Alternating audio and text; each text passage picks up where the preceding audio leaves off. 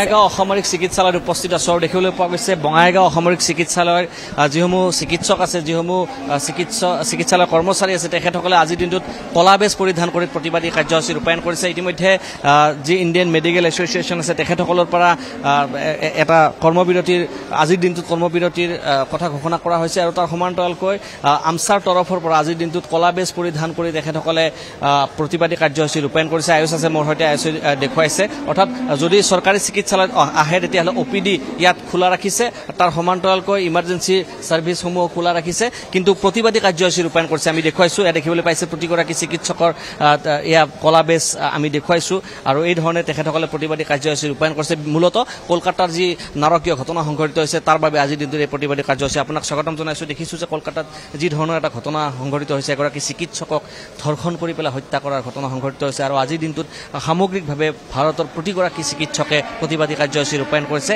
কি ক'ব আপোনালোকৰ তৰফৰ পৰা? হয়, অতি মৰ্মান্তিক ঘটনা আমি ভাষাৰে বৰ্ণনা কৰিব নোৱাৰোঁ। এগৰাকী চিকিৎসক কৰ্তব্যৰত অৱস্থাত নিজ চিকিৎসালয়তে যেনেদৰে ধৰ্ষণ আৰু হত্যা কৰা হ'ল তাক আমি ভাষাৰে বৰ্ণনা কৰিব নোৱাৰোঁ।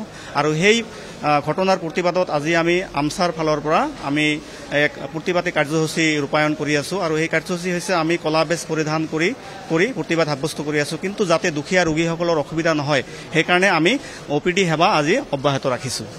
আৰু আমি আজি এই প্ৰতিবাদৰ আমি এটা মেমৰেণ্ডাম আমি DC মহোদয় আৰু SP মহোদয়লৈকে আমি প্ৰেৰণ কৰিম আমাৰ ফালৰ পৰা। মানে কেৱল ৰাইজৰ সুবিধাৰ্থীৰ কাৰণে আজিৰ দিনটোত OPD খোলা ৰাখিছে, অন্যথা বাকী সামগ্ৰিক প্ৰতিবাদ চলি থাকিব। হয়, প্ৰতিবাদ চলি থাকিব আৰু আমি ভাবোঁ ৰাইজেও আমাৰ এই প্ৰতিবাদত অংশগ্ৰহণ কৰিব লাগে, কিয়নো ৰাইজে যদি আমাক নিৰাপত্তা নিদিয়ে আমি চিকিৎসা সেৱা ৰাইজক দিবলৈ আমি অপাৰগ হ'ম।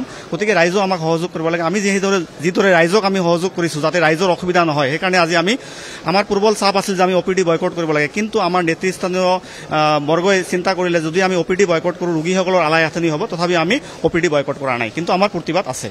প্ৰতিবাদী কাৰ্যসূচী তেখেতসকলে উল্লেখ কৰিছে। আমি দৃশ্য দেখুৱাইছোঁ এই মুহূৰ্তত দেখিবলৈ পাইছে প্ৰতিগৰাকী লোক আজিৰ দিনটোত ওলাই আহিছে, বিশেষকৈ চিকিৎসালয়ত কৰ্মৰত চিকিৎসকসকল, তাৰ সমান্তৰালকৈ চিকিৎসা সেৱাৰ লগত জড়িত প্ৰতিগৰাকী ব্যক্তি আপোনাৰ ওচৰলৈ আহিছোঁ। আপুনি প্ৰতিবাদী কাৰ্যসূচী ৰূপায়ণ কৰা হৈছে আপোনালোকৰ তৰফৰ পৰা, কিন্তু চিকিৎসা কৰি থকা হৈছে। যি ধৰণৰ ঘটনা সংঘটিত হৈছে ভাষাহীন ঘটনা, কি ক'ব? একচুৱেলি যিবিলাক ঘটনা অলৰেডি হৈ আছে এইবিলাকতো মানে খুব গৰিহণাযোগ্য, মানে অসহনীয়। এইবিলাক ঘটনা হ'ব নালাগিছিল। এনেকুৱা যিবিলাক ঘটনা হৈ আছে, আজি ৰেপ হৈ আছে, মাৰ্ডাৰ হৈ আছে, ধৰ্ষণ হৈ আছে, মাৰপিট হৈ আছে, চিকিৎসা সেৱাৰ যিমানখিনি কৰ্মী আছে সেই চব কৰ্মীবিলাকৰ ওপৰত এনেকুৱা ধৰণৰ অত্যাচাৰ হৈ আছে।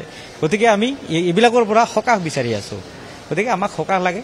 আৰু আজি যিটো আমাৰ ছাৰহঁতে কৈ আছে যে OPD খোলা ৰাখিছে, মানে আমাৰ কিছুমান দুখীয়া শ্ৰেণীৰ বা কিছুমান দূৰৰ পৰা অহা ৰোগী বা আমাৰ যিখিনি ওপৰ মহলৰ পৰা যিখিনি মানে কৈছে যে যাতে এই ৰোগীবিলাকৰ কোনো ধৰণৰ আলাই আথানি নহয়, তাৰ কাৰণে আমি দুখ প্ৰকাশ কৰি তেওঁলোকক আমি আমাৰ ছাৰ্ভিচ দি আছোঁ কলা বেজ পৰিধান কৰি। কিন্তু হয়, দেখিবলৈ পাইছে তেখেতসকলে ছাৰ্ভিচ দি আছে। মূলতঃ কথাটো হৈছে ৰাইজৰ হাৰাশাস্তি হ'ব নালাগে। এগৰাকী মহিলা চিকিৎসকক দেখুৱাইছোঁ। বাইদেউ অকণমান আগবাঢ়ি আহিলে ভাল হ'ব। কলকাতাৰ যি ধৰণৰ ঘটনা সংঘটিত হৈছে নিশ্চিতভাৱে এগৰাকী মহিলা আৰু আপোনালোকৰো নিশ্চিতভাৱে ভয় শংকা হয়তো বাঢ়িছে, বা আমাৰো এই ধৰণৰ ঘটনা সংঘটিত হোৱাৰ পিছত আমাৰো ধৰি লওক ভয় শংকা বাঢ়িছে। তো তেনে ক্ষেত্ৰত কি বিচাৰে বা কি ক'ব বিচাৰিব, কেনেকুৱা ধৰণৰ ব্যৱস্থা সলনি হ'ব লাগে, কি ক'ব? বেসিক সিকিউৰিটি থাকিবই লাগে। আমি যে নাইট ডিউটি কৰোঁ, আমাৰ প্ৰপাৰ ডক্টৰ ৰুমছ থাকিব লাগে। আমাৰ ইয়াতে আছে, কিন্তু বহুত হস্পিটেলত প্ৰপাৰ আমাৰ ৰেষ্ট কৰাৰ জেগা নাথাকে। সিকিউৰিটি গাৰ্ড থাকিব লাগে। এইটো মেইন আৰু এইটো বেসিক ফেচিলিটি হয় যিটো আমি এক্সপেক্ট কৰোঁ কি গভৰ্ণমেণ্টে আমাক প্ৰভাইড কৰে। এয়া দেখিবলৈ পাইছে এগৰাকী মহিলা চিকিৎসক। তেখেতে উল্লেখ কৰিছে যে ন্যূনতম যি ধৰণৰ সুবিধা আছে বিশেষকৈ মহিলা চিকিৎসকৰ বাবে সুবিধা থাকিব লাগে বুলি ইতিমধ্যে উল্লেখ কৰিছে। আৰু আমি দেখুৱাইছোঁ যে কলকাতাৰ ঘটনা সংঘটিত হোৱাৰ পিছত সকলোৱে আজিৰ দিনটোত ওলাই আহিছে। কি ক'ব আপুনি এগৰাকী জ্যেষ্ঠ ব্যক্তি, কি ক'ব আজিৰ দিনটোত এই ঘটনা সংঘটিত হোৱাৰ পিছত? এইটো অতিকৈ মৰ্মান্তিক ঘটনা। দোষীৰ আমি কঠোৰ শাস্তি বিচাৰিছোঁ। লগতে CBI এনকুৱাৰী অলৰেডি আৰম্ভ হৈছে, চাগে এইটো হওক। ভৱিষ্যতে দোষীয়ে কঠোৰ শাস্তি পাওক। লগতে আমি চিকিৎসা বিজ্ঞান লগত জড়িত, যিহেতু ভৱিষ্যতে আমি বেমাৰীৰ লগত ওতপ্ৰোতভাৱে জড়িত হৈ থাকিম, কিন্তু আমি সেই পিছত আমি সুৰক্ষাটো বিচাৰিছোঁ। গভৰ্ণমেণ্টে আমাক সেই চিকিৎসাটো আমাক সুৰক্ষাটো দিয়ক।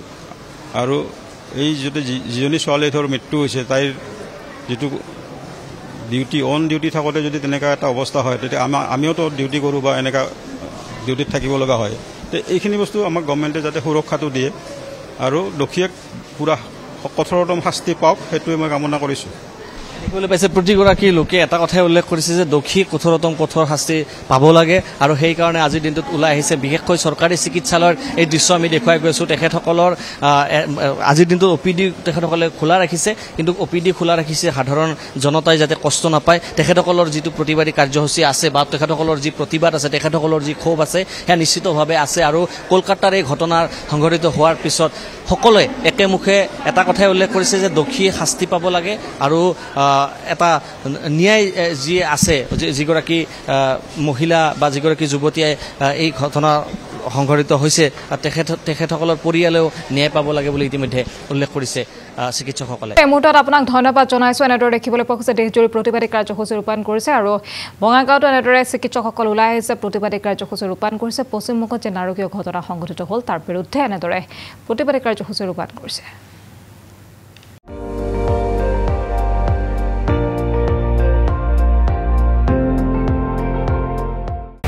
আপুনি চাই আছে ND24, সৰ্বশ্ৰেষ্ঠ নহয় সৰ্বোত্তমৰ দৌৰ।